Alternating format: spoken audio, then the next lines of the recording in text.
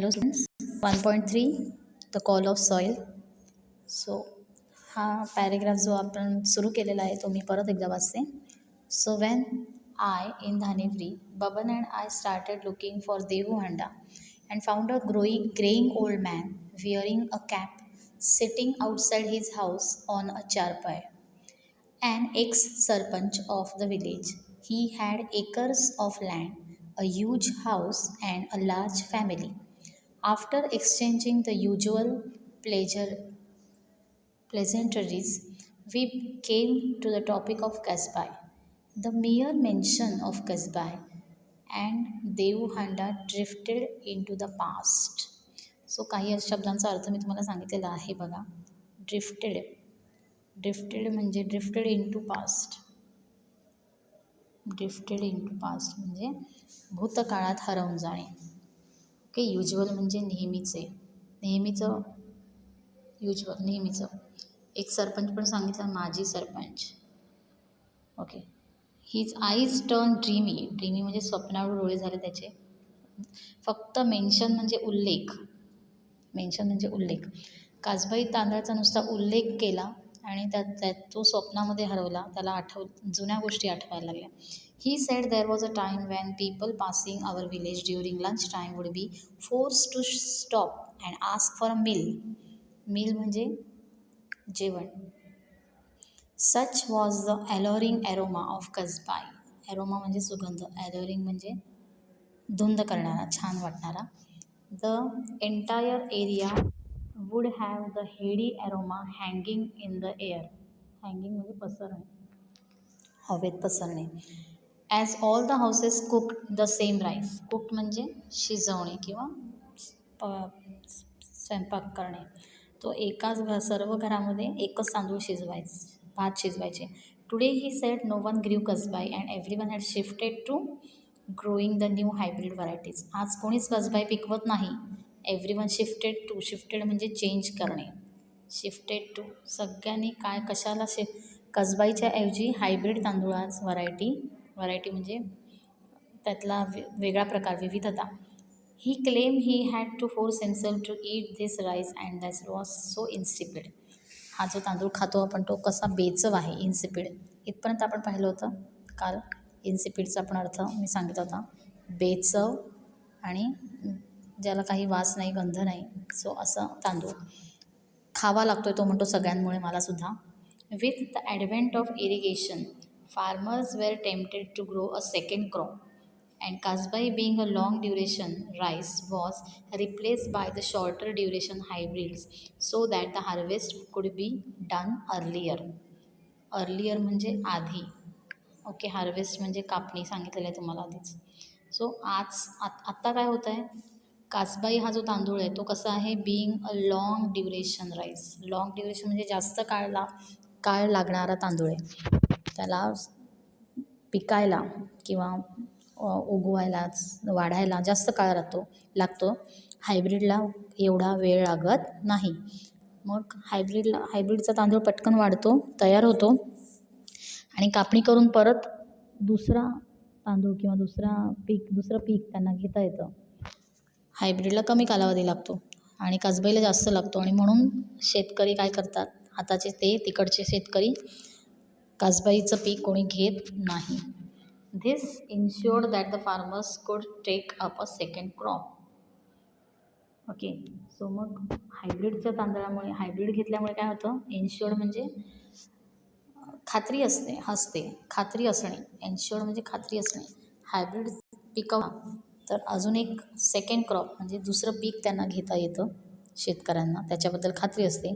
कसबाईमुळे काय होतं, खूप वेळ लागतो पिकायला आणि दुसरं पीक आपण घेऊ शकत नाही त्या जागेवर. जोपर्यंत कसबाई उगवतं तोपर्यंत दुसऱ्या पिकाचा हंगाम गेला असतो. I ask why he had shifted if he was so unhappy with the hybrids.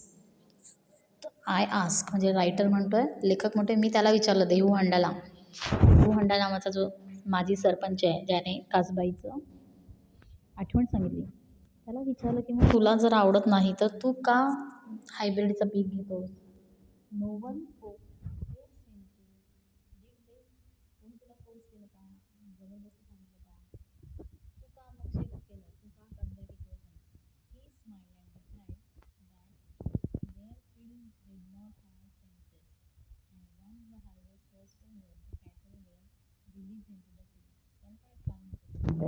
जरी त्याला काजबाई खूप आवडायचा, तो एकटा पीक घेऊ शकत होता, पण प्रॉब्लेम काय होता, तो म्हणतोय वी डिड नॉट हॅव फेन्सेस. फेन्सेस म्हणजे कुंपण. आमच्या शेताला कुंपणं नाही आहेत, तो म्हणतो. आणि जे बाकीचे लोक घेतात हार्वेस्ट, त्यांचं हार्वेस्ट पूर्ण होतं. म्हणजे बाकीच्या लोकांचा तांदूळ आहे बघा, शेतामध्ये कुंपण नाही आहे, शेताला शेतं लागून आहेत, बरोबर. शेताला शेतं लागून आहेत आणि जर एका शेतामध्ये हायब्रिडचा तांदूळ आहे, दुसऱ्या शेतात कसबाई लावली, तर काय होईल, हायब्रिड तर लवकर पिकतो, लवकर कापून त्यांचं तांदूळ भात तयार पण आहे, ते कापणी पण होऊन जाईल त्यांची कापणी होऊन झाल्यावर ते शेत रिकाम होईल. पण कसबाईचं मात्र पीक तसंच आहे ना भाताचं, ते तसंच राहील. आणि त्याच्यामुळे काय होतं, कॅटल म्हणजे जनावरं सोडली जातात. रिलीज म्हणजे सोडली जातात आणि ती मग माझ्या तांदळात घुसणार काजबाईच्या, आणि उभं पीक ते खाणार जनावर, आणि मग नुकसान माझं होणार. म्हणून मग काय होतं, मला ते करता येत नाही, तो म्हणतोय. If my field alone has Kasbai, it will be a treat for the cattle. आणि जर माझ्या एकट्याच्या शेतामध्ये जर कसबाई तांदूळ मी पिकवला, भात पिकवला, बाकीच्यांचा हायब्रिड तांदूळ कापून झाल्यावर पण जनावरांसाठी ते काय होईल, ट्रीट म्हणजे मेजवानी होईल त्यांना खायला. भरपूर त्यांना खायला उद्ध्वस्त करतील आणि पूर्ण कसबाई खाऊन टाकतील पीक माझं. सो कॅटल म्हणजे जनावर. ही एक्सप्लेन म्हणजे त्याने हे सांगितलं, कारण सांगितलं, वर्णन केलं. Sometimes we have to fall in the line with the community. So fall in the line अजून एक फ्रेज आहे बघा. To fall in the line म्हणजे दुसऱ्यांसारखं वागणे, आपल्याला लोकांसारखं वागावं लागतं बऱ्याचदा. आपल्याला पटत नाही तरी पण आपल्याला ते वागावं लागतं, तो म्हणतोय. ही लॅमेंट म्हणजे पश्चाताप करणे. त्याला आवडत नाही तरी त्याला लोक दुसरे हायब्रिड लावत आहेत, त्याला अजिबात आवडत नाही आहे, पण त्याला तरी हायब्रिडच लावावा लागतो आहे. लोकांनी बदल केला म्हणून त्याला पण स्वतःच्यामध्ये बदल करावा लागला. कम्युनिटी म्हणजे समाज. Hybrids need more water, fertilizers, and pesticides. He said that yields were good initially, but of late had reduced a lot. Besides, he said that each year that had to increase the quantity of urea and pesticides they used. It was as if the newer hybrids had an insatiable appetite for chemicals. उलट हायब्रिडचं नुकसान काय, हायब्रिडचे तोटे काय आहेत, ते इथे explain करतोय बघा देवहंडा सांगतोय की hybrid needs more water, fertiliser and pesticides. Fertiliser म्हणजे खतं, पेस्टिसाइड म्हणजे कीटकनाशक. तर हायब्रिडचे जे पीक तुम्ही लावतात, जेव्हा कुठलं पण धान्य असू दे, गहू तांदूळ कुठलं पण असू दे, तांदूळ तुम्ही भात लावतात हायब्रिड, तेव्हा त्याला जास्त पाणी लागतं, जास्त खत लागतं, जास्त कीटकनाशक पण जास्त लागतं, तर त्यांचं चांगल्या प्रकारे उत्पादन येतं. आणि यील्ड म्हणजे उत्पादन, तर त्याचं उत्पादन चांगलं येतं, यील्ड उत्पादन. इनिशियली म्हणजे सुरुवातीला,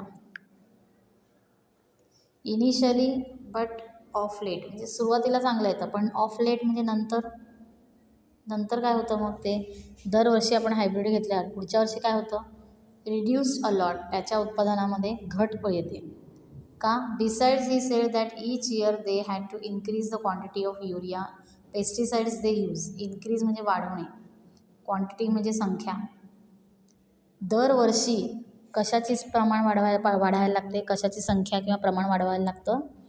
युरिया म्हणजे हे खत आहे, युरिया हे केमिकल खत आहे, पेस्टिसाइड्स कीटकनाशक यांचं प्रमाण जास्त वाढवावं लागतं. गेल्या वर्षी किती दिलं तुम्ही, त्याच्यापेक्षा यावर्षी जास्त द्यावं लागणार, पुढच्या वर्षी आणखीन जास्त द्यावं लागणार.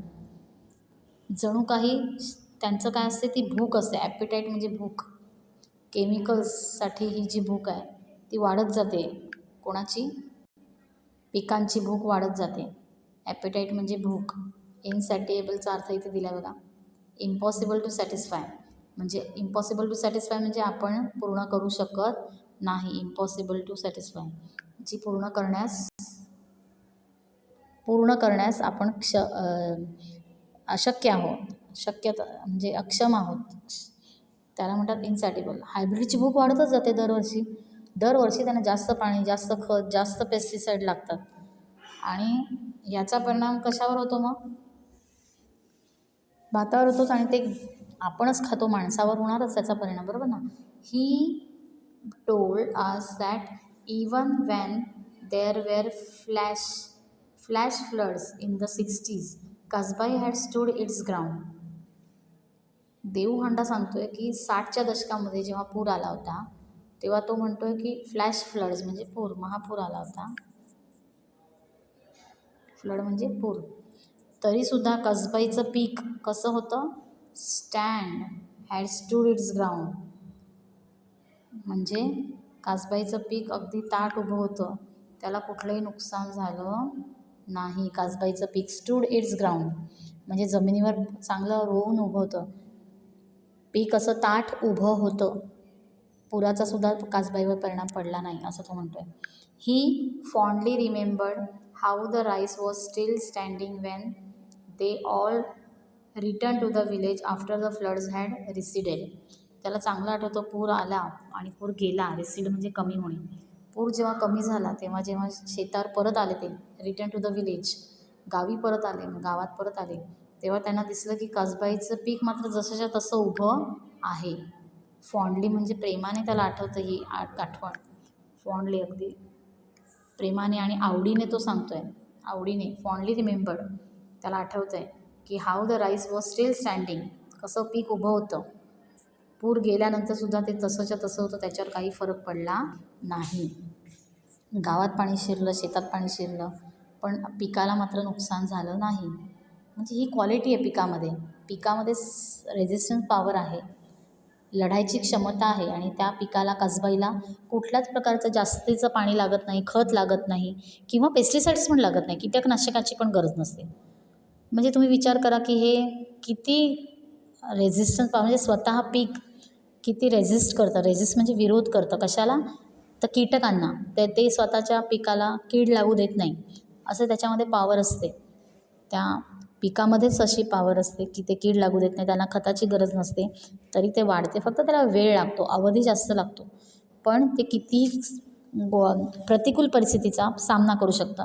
उभ्या पाण्यामध्ये, एवढ्या पुरामध्ये सुद्धा कसबाईचं पीक टिकून राहतं. हे तेच उदाहरण आहे की नाही.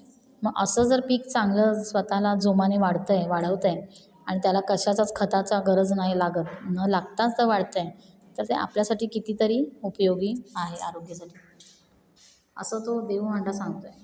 सच was the strength of the rice. अशा प्रकारे त्या भाताचा स्ट्रेंथ म्हणजे पॉवर होती, शक्ती होती. बघा जे मी बोलले तुम्हाला, शक्ती होती. But look what we have done, he rued. तो त्याला वाईट वाटलं खूप.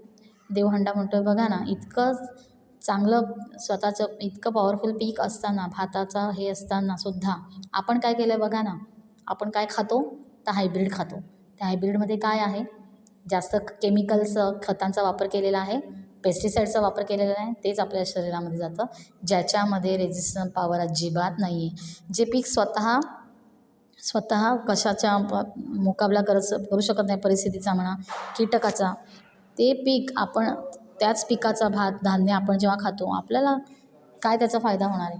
ही विचार करायची गोष्ट आहे की एक माणूस, साधा शेतकरी आपल्याला असं सांगतोय.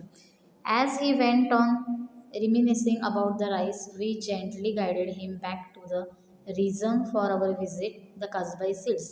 रेमिनिसिंग म्हणजे remembering a story about a past event. अजून काही गोष्टी सांगत होता तो, जुन्या, अजून काय काय आठवत होता, अजून बडबड करत होता. तेव्हा त्यांनी जेंटली म्हणजे खूप प्रेमाने, जेंटली, हळुवारपणे त्यांनी काय सांगितलं की आम्हाला आम्ही कशासाठी आलो आहे ते सांगितलं. The reason for our visit म्हणजे भेट. आम्ही जी तुला भेट दिली आहे त्याच्यामागे खरं कारण काय आहे? तर आम्हाला काय हवं आहे? कसबाई सीड्स. कसबाई या भाताचं आम्हाला काय पाहिजे आहे? बियाणं पाहिजे आहे.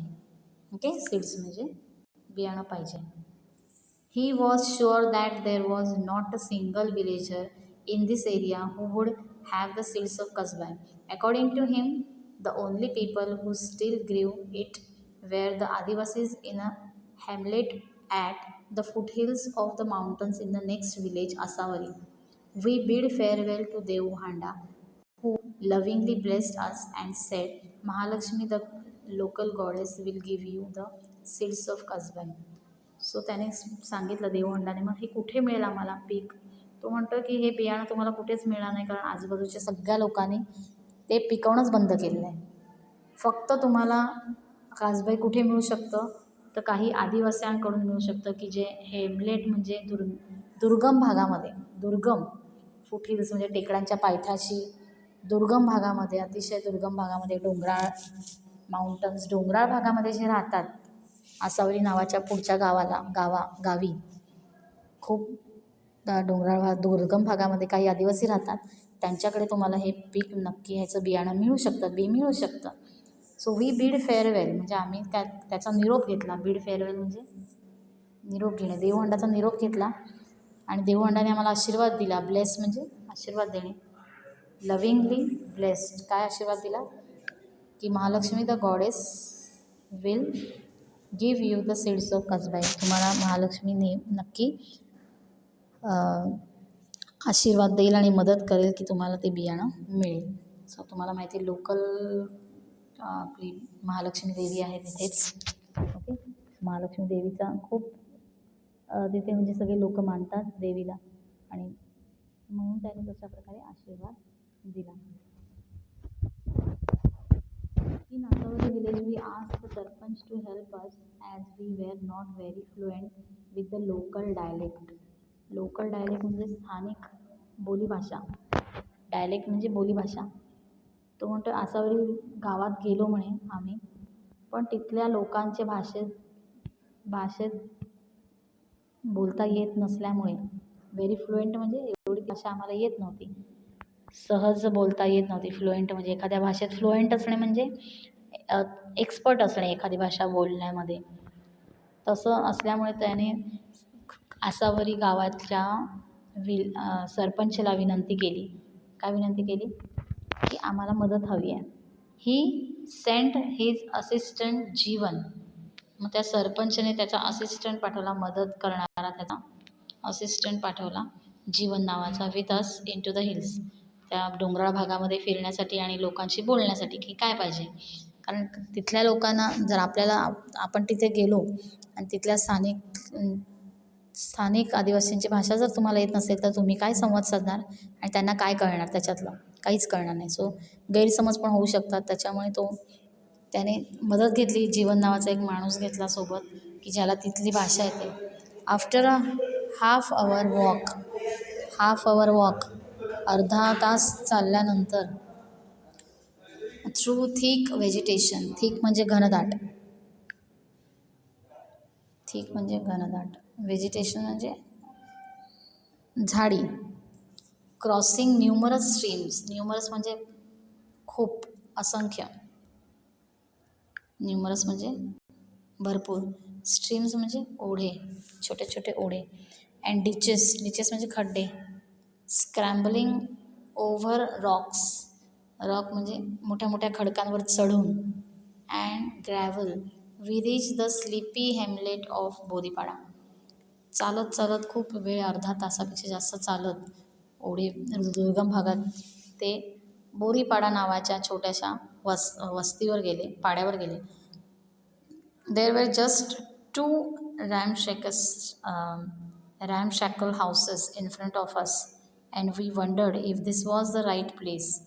2च घरं होती. रॅमशॅकल म्हणजे in a state of severe disrepair, कधीही पडून जातील असे जेमतेम बांधलेल्या झोपड्या होत्या. रॅमशॅकल म्हणजे कधीही पडून जातील अशा 2च झोपड्या होत्या. आणि त्याला आश्चर्य वाटलं की वंडर्ड म्हणजे त्याला आश्चर्य वाटलं की अरे इथे मला काही मिळू शकेल का, हा राईट जागा, राईट प्लेस, ही खरी जागा आहे का, बरोबर पोचलो आहे का आपण, असं त्याला तिथे वाटलं.